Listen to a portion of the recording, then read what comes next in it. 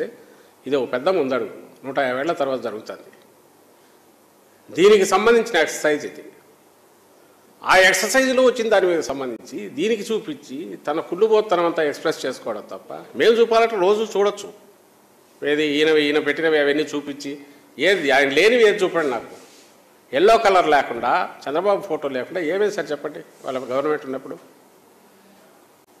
Issue divert చేయడానికి ఇంకోదానికి తప్ప issue వచ్చి నీ ల్యాండ్ వేరే వాడు తీసుకోవడానికి అవకాశం ఉంటుందా? ఉంటుంది. తప్పుడు వీళ్ళు ఉంటే ఉంటుంది, చంద్రబాబు లాంటి వాళ్ళు ఉంటే ఉంటుంది. ఆయన హయాంలో జరిగింది.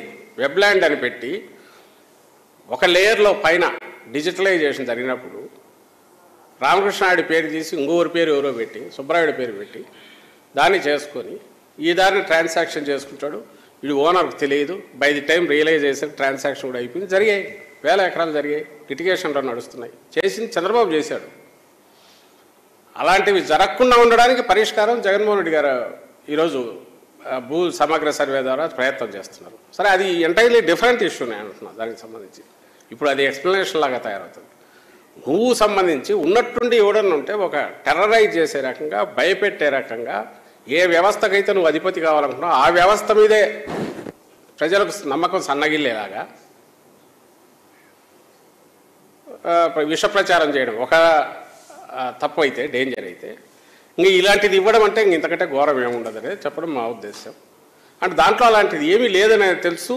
అది లేదు కాబట్టి ఆ రోజు టీడీపీ సపోర్ట్ చేసింది, బీజేపీ, సెంట్రల్ గవర్నమెంట్ దాన్ని యాక్సెప్ట్ చేసింది, అన్ని చోట్ల నీతి ఆయోగ్ చేసింది.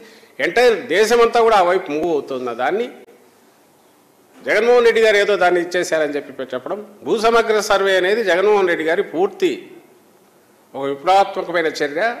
క్రెడిట్ అంతా ఆయనకు పోతుంది సొంతం. వేరే ల్యాండ్ టైటిలింగ్ యాక్ట్ కానీ ఈ స్టాంపింగ్ అనేది ఓ ప్రాసెస్లో ఆల్రెడీ ఉన్నవి.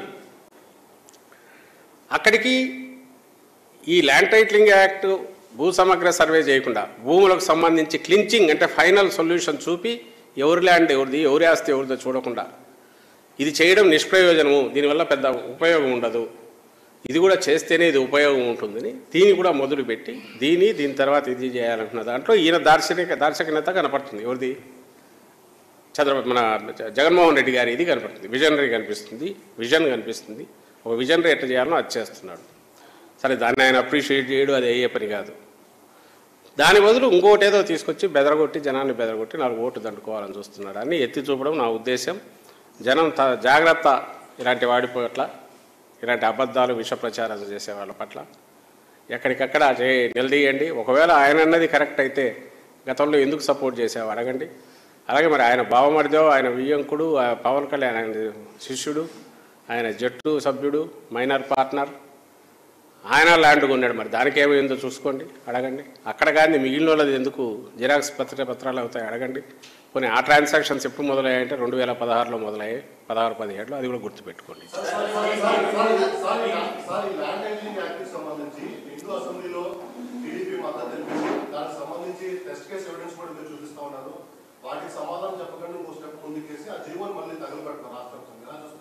ఇప్పుడు నేను అంటున్నా కదా, అసలు దానికి ఆన్సర్ ఇవ్వాలి, తను ఇవ్వాలి. అవును ఆ రోజు ఎందుకు చేసామని అదనట్లా. ఆయనకు ఈ 2 రోజులు ఏదో ప్రపంచం బద్దలైపోతుంది, భూమి బద్దలైపోతుంది, ఆంధ్రప్రదేశ్లో ఘోరం జరుగుతుంది, జగన్మోహన్ రెడ్డి ఇంతకుముందు అన్నట్టు ఆయన్ను ఒక దీని కింద చూపాలి, ప్రజలను భయపెట్టాలి. దాంట్లో ఉండేవాడు ఏమైనా చేస్తాడు. ఇప్పుడు దీనికి కూడా ఆన్సర్ ఇస్తాడని నేను అనుకోవట్లే. అందుకే నేను ఆయన అడగట్లే. ప్రజలను గమనించా ఎంత దుర్మార్గుడు. అసలు ఈ సొసైటీలో ఉండదగిన వాడు కాదు చంద్రబాబు నాయుడు. ఎన్నికలు ఇవి ఫర్గెట్, ఇవి చాలా పెద్దవి. ఎన్నికలు, అధికారంలోకి రావడము, ఆ పార్టీ కానీ చంద్రబాబు నాయుడు కానీ ఈ సమాజంలో సివిలైజ్డ్ సొసైటీలో ఉండే అర్హత లేదు. ఈ విషయం ప్రజలు గమనించి అతనికి ఈసారి ఇంకా ఫైనల్ ఏ రకంగా తీర్పు ఇవ్వాలనో అది ఇచ్చేసేయాలి. అతను మాట్లాడే మాటలను కానీ పిచ్చి కూతలను కానీ వాటిని పట్టించుకోవద్దు. ఇష్యూస్ బేస్డ్ దీని మీద జగన్మోహన్ రెడ్డి గారు ఏం చేశారో చూడండి. అలాగే చంద్రబాబు నాయుడు 14-19 మధ్య ఏం చేశాడు అది గమనించండి. మళ్ళీ ఇప్పుడు చెప్పేవి చేయడు అనే విషయాన్ని గ్రహించండి. జగన్మోహన్ రెడ్డి గారు వస్తే పథకాలు కంటిన్యూ కాకుండా ఇంకా మెరుగవుతాయి, జీవితాలు మెరుగవుతాయి. ఎందుకంటే చేసి చూపించాడు కాబట్టి. చంద్రబాబు నాయుడు వస్తే ఇవన్నీ ఆయన చేసినవి ఎలాగో ఇవ్వడని వాళ్ళకు తెలుసు, వాళ్ళకు తెలుసని చంద్రబాబు నాయుడు తెలుసు. ఉన్నవి కూడా పూర్తి ఆగిపోతాయి.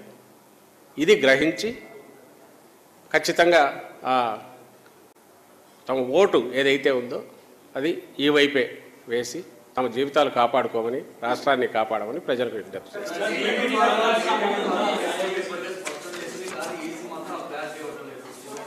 ఏమండి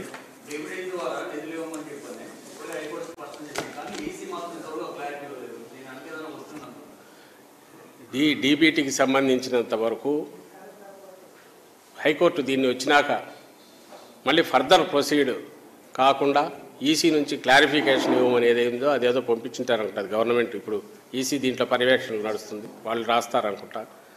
కానీ ఖచ్చితంగా ఈసీ నిన్న క్లారిఫికేషన్ అడగడంలోనే మీరు గమనిస్తే దాంట్లో మీడియాలో చూసింటారు.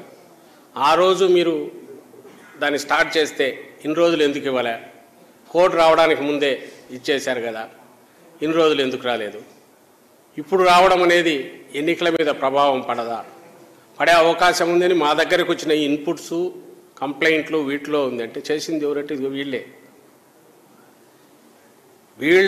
ఇదే టీడీపీ మేము ఆ రోజు ఏం చేయలే, పసుపు కుంకుమ అని లాస్ట్ మినిట్లో తీసుకొచ్చి చెక్కులు ఇచ్చినారు. మరి ఏ చెక్కు? ఏప్రిల్లో ఒకటేదో మార్చిలో వేసుకున్నట్టున్నారు, రెండో మూడో ఇచ్చినట్టున్నారు.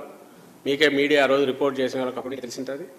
ఒకటి ఫైనల్గా ఏప్రిల్ 2, 3 తేదీలోనూ 4వ తేదీలోనూ 5వ తేదీలో వేసుకోమని, అంటే ఎన్నికలకు పోలింగ్కు వారం ముందు. అది ఇంకా ఘోరమైంది. ఆ రోజు ఈసీకి ఏం నొప్పి తగల్లా. ఆ రోజు మీరు నొక్కినప్పుడు పోవాల్సిన 24 అవర్స్లోనే కదా, ఎందుకు పోలే? డీబీటీ అంటే నేను అంటున్నాను, చంద్రబాబు అడిగే మాట అది. ఎలక్షన్ కమిషన్ పర్వ్యూ కూడా కాదు. అక్కడ మోడీ నొక్కినా, మన రైతులకు సంబంధించి కిందికి ఏదైనా నొక్కినా అదేం ఒక రోజులో రాదు, నెల 2 నెలలకు వస్తుంటుంది మెల్లగా flow. It all depends on ways and means, వచ్చేదాన్ని బట్టి ఫండ్స్ దీన్ని ప్రొవిజన్ బట్టి పోతుంది. దాన్ని సెరమోనియల్గా ఒకసారి చేస్తారు, ఆ తర్వాత ముందుకు పోతుంది. జగన్మోహన్ రెడ్డి గారు బటన్ నొక్కితే ఎందుకు రాలేదు, ఎన్ని రోజులు పట్టింది అనేది how can EC take a call only except అది పోలింగ్ మీద ఇంపాక్ట్ క్రియేట్ చేస్తుందేమో అనడం వాళ్ళ అధికార పరిధిలోకి వస్తుంది. మరి అట్లాప్పుడు 19లో చెక్కే ఇచ్చినారు కదా, అది ఇంకా బ్లాటెంట్. అంటే నువ్వు ఏప్రిల్ పోలింగ్ డేకు ముందు పెట్టడం అంటే నువ్వు ప్రలోభ పెట్టడమే. పోలింగ్ డే 4 రోజుల ముందు చెక్కు వేసుకో అన్నారంటే ఓటర్లను, అది డైరెక్ట్ ప్రలోభ పెట్టడమే. ఆ రోజు అలౌ చేశారు. ఈ రోజు రన్నింగ్ స్కీమ్స్కి సంబంధించి క్లారిఫికేషన్ అడుగుతున్నారు. ఇదేమన్నా ఇన్ఫ్లుయెన్స్ చేస్తుందా? అసలు మీరెందుకు 2 రోజులు చేయలేకపోయారు? అదేమి వాళ్ళ పర్వ్యూలో లేని విషయం. ఫైనాన్షియల్ ఇయర్ ఎండ్, సహజంగానే కొత్త ఫైనాన్షియల్ ఇయర్ ఈ 2 దగ్గరకు వచ్చినప్పుడు మళ్ళీ కోడ్ వచ్చేలోగానే స్టార్ట్ చేసి రేపు కొత్త ఫైనాన్షియల్ వచ్చినప్పుడు పంపించారు. ఎందుకంటే రన్నింగ్ స్కీమ్స్ కొన్ని ఈసారి ఇంట్రడ్యూస్ చేసింది. పసుపు కుంకుమన్న 19లో చంద్రబాబు కొత్తగా ఇంట్రడ్యూస్ చేసింది. ఈరోజు మేము ఇస్తున్నవి జగన్మోహన్ రెడ్డి గారు ఈ స్కీమ్స్, పెట్టిన స్కీమ్స్ ఇవన్నీ 4-5 ఏళ్ళ నుంచి నడుస్తున్నాయి.